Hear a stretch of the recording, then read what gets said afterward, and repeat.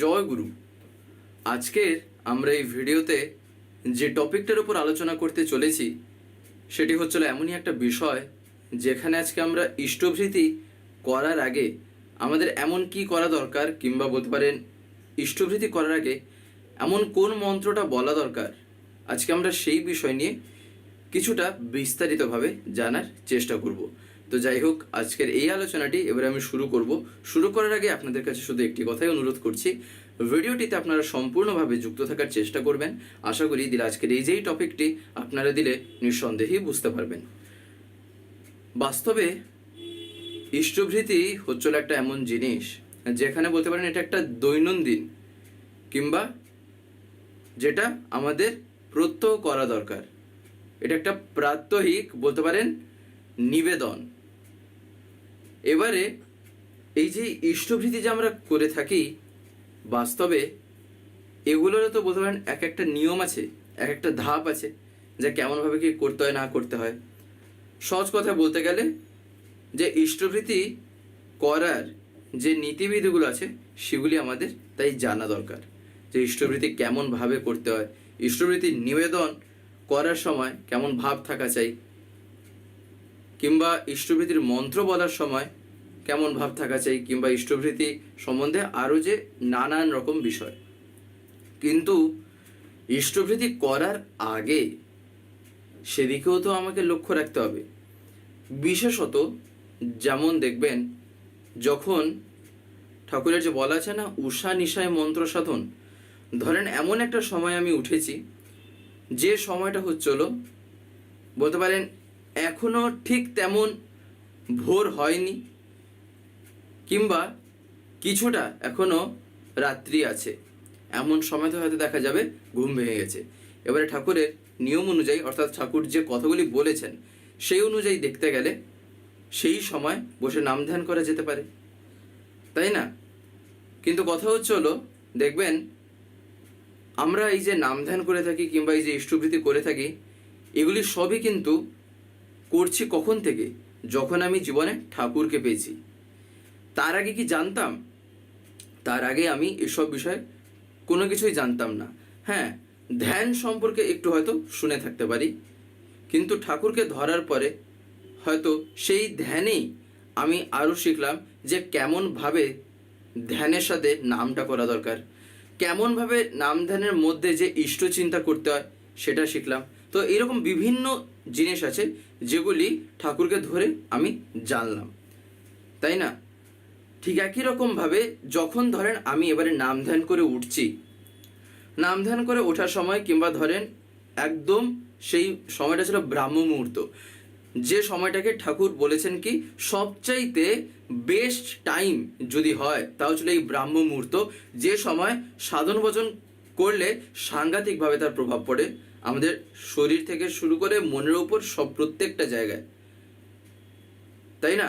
শারীরিকভাবে মানসিকভাবে সব কিছু রকম দিক দিয়ে যদি আমরা দেখি, তাহলে ব্রাহ্ম মুহূর্ত হচ্ছিল ঠাকুর বলছেন সবচাইতে শ্রেষ্ঠ সময়, অর্থাৎ সবচাইতে বেস্ট টাইম সাধন ভজনের জন্য। তাই যখন এবারে আমি নাম ধ্যান করে উঠছি কিংবা নাম ধ্যান করে ওঠার পর আমি ইষ্টভৃতি করতে যাব, ধরেন এইরকম একটা অবস্থা হতেই পারে। হয়তো এবারে অনেক ক্ষেত্রে ইষ্টভৃতি করার পরে হয়তো আমি নাম ধ্যান করছি, তেমনও হতে পারে। কিন্তু কথা হচ্ছিল যখন এবারে তাহলে আমি ইষ্টভৃতিটা করতে যাব, সেই সময় ইষ্টভৃতি তো আমি করব, ইষ্টভৃতির মন্ত্র তাও আমি জানি, জীবজগৎ জীবন কারণ বলে চলে গেলাম, নিবেদন হয়ে গেল।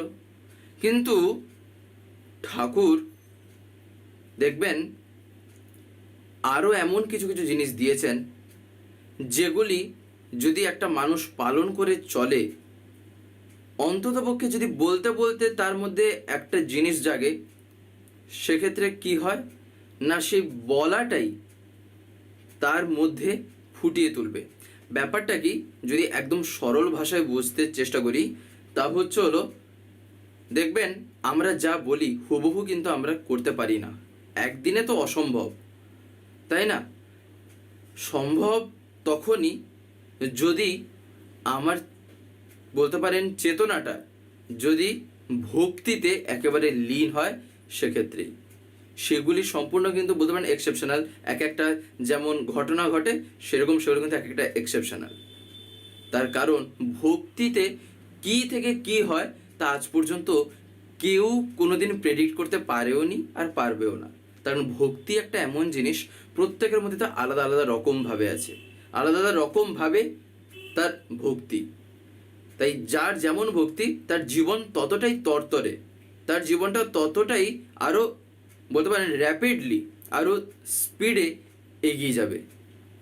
তাই এবারে কথা হচ্ছে হলো, জীবনে চলতে গেলে আমাদের অনেক রকম জিনিস জানা দরকার, অনেক রকম জিনিস চরিত্রগত করা দরকার। তাই এই কারণে ঠাকুর কি দিলেন না শত অনুজ্ঞা। এই শত অনুজ্ঞাই আমাদের কিন্তু প্রত্যেকটা দিন আমাদের কিন্তু বলা দরকার। আর এই বলতে বলতে হয়তো দেখবেন এমন অনেক কথা বলবো সেই মন্ত্রের মধ্যে, যেখানে আমার কি হবে, অনেক কিছু আমি দেখতে পাবো আমি এগুলো করিই না, আমি এগুলোর ধারে কাছেই নেই। আমরা এই যে আলোচনাগুলো শুনছি বা দেখছি, একটা জিনিস লক্ষ্য রাখা দরকার, আমরা কি প্রত্যেক দিন এই ভিডিওগুলো পাই এই স্বস্তিতীর্থ থেকে বা চ্যানেল থেকে? দেখবেন আপনারা হয়তো অনেকে এমন আছেন যারা ইউটিউব খোলার পরে এরকম স্ক্রল করেন, দিলে আপনারা দেখতে পান।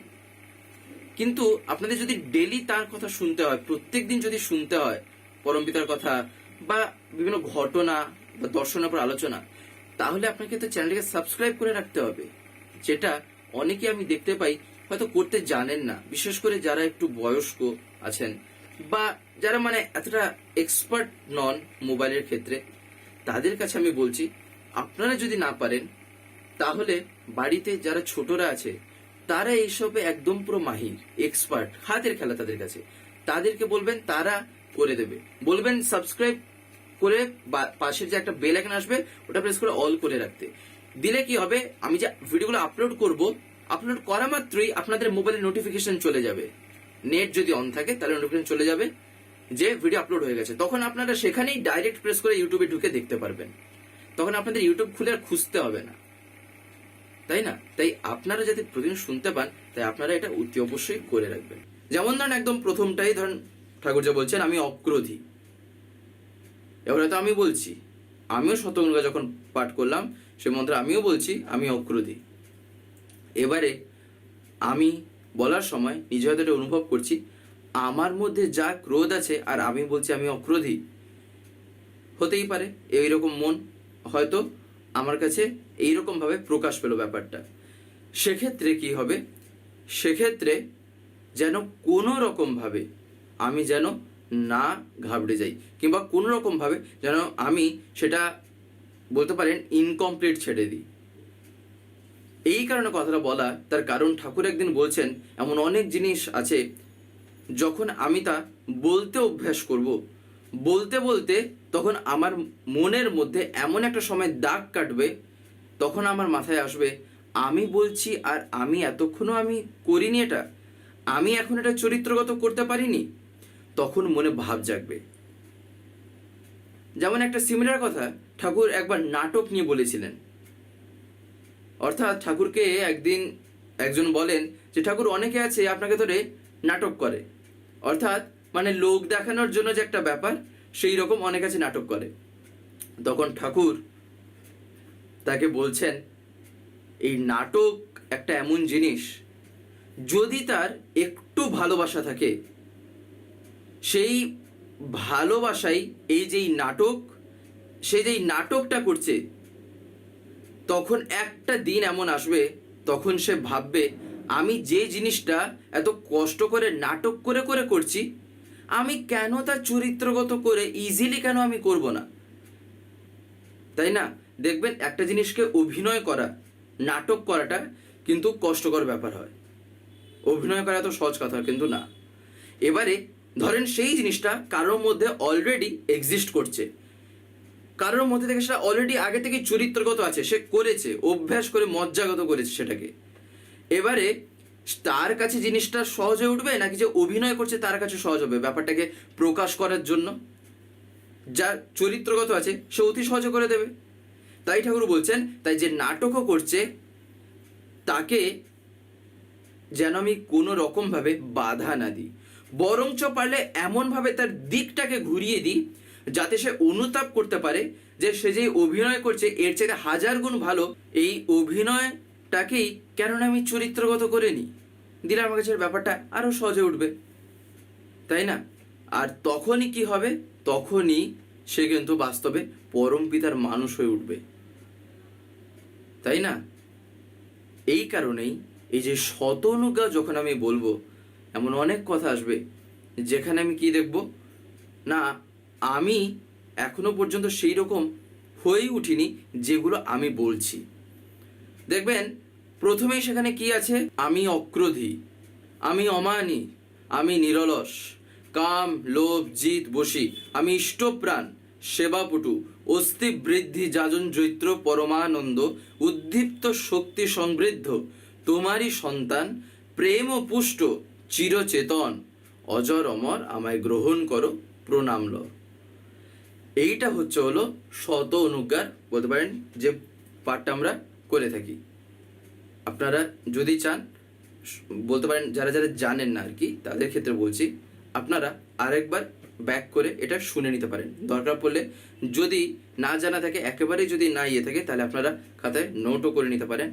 তো যাই হোক, এবারে এইটা যে আমরা বলে থাকি এখানে, এবারে এই যে আমি অক্রোধী, যখনই বললাম হয়তো আমার মাথায় এলো আমার যা ক্রোধ, আমি যা দেখা যাবে হয়তো ধরেন অন্তত পক্ষে আমি তো নিজে জানি যে আমি কি আর কি না, তখন মনে মনে দেখবেন একটা বকবগানি চলে, মনে মনে একটা তখন কথা আসে, তখন জাগবে আমি আবার অক্রোধী। ঠিক আছে, আমার ক্রোধ প্রচুর, তো আমি তাও বলবো আমি অক্রোধী, যেহেতু ঠাকুরের বলা তাই আমি বলবো। আমি অমানী, আমি নিরলস, সব কিছু বলছি, এবার হয়তো দেখা যাবে আমার মধ্যে এগুলো কিছু একটা গুণ নেই, তাও যেন আমি এটা বলি, দিলে দেখবেন কি হয়, এর প্রভাব পড়বেই পড়বে, একদিনে, দুদিনে, 10 দিনে হয়তো না পড়তে পারে, কিন্তু এমন একটা সময় আসবে সেদিন যখন একটা পরিবর্তন ঘটবে, নিজে যখন আমি তা অনুভব করব, তখন আমি এই কয়েকটা বছর পিছিয়ে এসে এই দিনের কথা চিন্তা করব যে আমি সেদিন ভেবেছিলাম যে আমার মধ্যেকার পরিবর্তন আসবে, কিংবা আমি আর কি এগুলো করতে পারবো। তখন দেখবেন আনন্দ কেমন হয় মনে, আর সেই আনন্দ ভাষায় ব্যক্ত করা যায় না, এতটাই তখন মনটা আনন্দিত হয়ে ওঠে, ঠাকুরকে নিয়ে আনন্দ তখন আমি পাই। এই হচ্ছিল ঠাকুর ধরে চলা, এটাই হচ্ছিল ঠাকুরকে ধরে যখন আমি চলতে শিখছি, তখন আমার জীবনে যে পরিবর্তন বলতে আসলে কি ঘটে হচ্ছিল আমার জীবনটা আরো বেড়ে ওঠে, আমার জীবনটা আরো বলতে পারেন বিবর্তনের পথে এগিয়ে যায়। আমরা ইভলিউশনের কথা বলি, তো ঠাকুর বলছেন সেই ইভলিউশনটা আনা চাই আগে নিজের ব্যক্তিত্বের মধ্যে, নিজের পার্সোনালিটির মধ্যে, ক্যারেক্টারের মধ্যে, আর এর ভিতর দিয়ে তো একটা জীবন বেঁচে থাকবে আর বেড়ে উঠবে। আর এইরকম করতে করতে যখন এক একটা জীবন যখন আস্তে আস্তে এরকম হবে, তখন ভাবেন তো, আমি স্বর্গের কথা বলি যে স্বর্গে বিশাল শান্তি, কিংবা বলতেন স্বর্গের যে দৃশ্য দেখবেন, এসব বলা হয় না, এই যে কাহিনীটা নিয়ে আছে বা ঘটনা টটনা যে বলা হয়, দেখবেন তাতে এইসব কথা বলা হয় যে স্বর্গের সেই একটা আলাদা রকমভাবেই বিবৃতি করা হয় স্বর্গকে। ঠাকুর বলছেন তখন স্বর্গ ধরার বুকে নেমে আসবে, তখন আমি এই পৃথিবীতেই স্বর্গ দেখিয়ে দিতে পারবো মানুষকে, আমি নিজেও দেখব, বাকিরাও দেখবে, তখন এমন অনুভূতি জাগবে। তাই এই যে শত অনুজ্ঞা, এটা কিন্তু আমাদের প্রত্যেকেরই বলা দরকার, অন্তত পক্ষে যেন আগে অভ্যাস করি এটা বলার জন্য। এই শত অনুজ্ঞাতেই একটা জিনিস আছে যেটা খুবই ভাববার বিষয়, তা হলো এই আমির অহং, এই নিয়ে দেখবেন ঠাকুর বেশ অনেক জায়গাতেই বলেছেন, এই যে আমির অহংটা থাকা ভালো না, যে আমি এটা করছি, আমি সেটা করছি, আমি এটা, আমি ওই রকম, বা আমার এই রকম আছে। কিন্তু এই শত অনুজ্ঞায় আমি অক্রোধী, আমি অমানী, আমি নিরলস, সব কিছুতেই আমি আমি আমি আমি ঠাকুরের তাহলে কেন বললেন? এইটা একটা হয়তো মনে জাগতে পারে যে ঠাকুর অন্য জায়গাতে বলছেন যে আমির অহংটা থাকা ভালো না, আর এখানে ঠাকুর বলছেন শতনগায় যে সবকিছু আমি। তাহলে ব্যাপারটা ঘটলো কি? যেটা ঠাকুর এখানে অ্যাকচুয়ালি বলেছেন তা হলো দুটো বিষয়টাকে ঠাকুর কখন কেমন ভাবে বলেছেন আগে ওইটা লক্ষ্য রাখতে হয়। ঠাকুর যে সেখানে বলেছেন যেসব জায়গায় যে আমির অহংটা থাকা ভালো না, সেগুলি কেমন? আমরা অনেকেই দেখবেন আমাদের এই কর্মকে নিয়ে অহংকার করে বসি যে আমি এইটা করেছি, আমি ওইটা করেছি, তাই আমি এইটা পারবো, আমি ওইটা করতে পারবো, এটা আমার দ্বারা হবেই হবে। এই যে জিনিসগুলো ঠাকুর বলছেন এই রকম অহংটা থাকা কিন্তু ভালো না। এইটা জীবনটাকে কিন্তু ক্ষয় করে দিতে পারে। তার কারণ এই জিনিসগুলোই জীবনে বাধার সৃষ্টি করে। ঠাকুর তাই সেক্ষেত্রে বলেছেন যে এই রকম আমির অহং থাকা ভালো না। যখন আমার মনে এই ভাব যেদিন জাগবে যে এখানে আমি বলতে তো আমার ঠাকুরই হচ্ছেন আমার জীবনের সব কিছু, আমার প্রিয় পরমই হচ্ছেন আমার জীবনের সব কিছু, তিনি দয়া করে যা করা করে নিচ্ছেন আমি শুধু তাই করছি, আমি তো নিমিত্ত মাত্র, তাছাড়া আর আমি কি। এক্ষেত্রে দেখবেন এইরকম চিন্তা করলে কি হয়, আর অহংকার জাগে না। আর এই শতনগায় যে ঠাকুর যেখানে বললেন যে আমি অক্রোধী, আমি অমানি, আমি নিরলস, এই আমিগুলো কেন ঠাকুর বলেন? যাতে আমি এইরকমটা হয়ে উঠি। আর এইগুলো বাস্তবে একটা মানুষের বাঁচাবাটার ক্ষেত্রে কি করে না পোষণ দেয়। এইগুলো একটা মানুষের যে বাঁচতে গেলে বাড়তে গেলে যা যা জিনিসের প্রয়োজন, সেইগুলো হচ্ছিল এই জিনিস। যেমন একটা পেটের জন্য আমি পেটকে খাবার দিচ্ছি তো ঠিকই, কিন্তু কেমন ধরনের খাবার দিচ্ছি সেটা দেখা দরকার। যদি এমন কিছু খাবার দিই যেটা আমার শরীরটাই খারাপ হয়ে যাবে, তাহলে সেক্ষেত্রে সেই খাবারটা কি সত্তা উপযোগী হলো? কিংবা সত্তার ক্ষেত্রে কি তা ভালো কিছু নিয়ে আসতে পারলো তো না, অথচ সেটাও তো একটা খাবার ছিল, তাই না? ঠিক একই রকম ভাবে এই যে শতনগে যে কথাগুলি ঠাকুর বলেছেন, এইগুলো চরিত্রগত করলে জীবনটাই আরো বেড়ে উঠবে। তো যাই হোক, আজকের এই ভিডিওটা এবারে আমি এখানে শেষ করবো। শেষ করে আপনাদের কাছে একটি কথাই বলবো, যদি আজকের এই ভিডিওটি আপনাদের ভালো লেগে থাকে তাহলে একটি লাইক করে দেবেন, সবার ভিতর শেয়ার করে দেবেন, কেমন লাগলো নিচে একটি কমেন্টে লিখে জানাবেন। আর যদি চ্যানেলটিকে এখনো সাবস্ক্রাইব করে না থাকেন তাহলে অতি অবশ্যই চ্যানেলটিকে সাবস্ক্রাইব করে পাশে বেল আইকন প্রেস করে অল করে রাখতে একেবারেই ভুলবেন না, আরো এরকম বিভিন্ন নতুন এবং ইন্টারেস্টিং ভিডিও সবার আগে পাওয়ার জন্য। জয় গুরু, বন্দে পুরুষোত্তমম।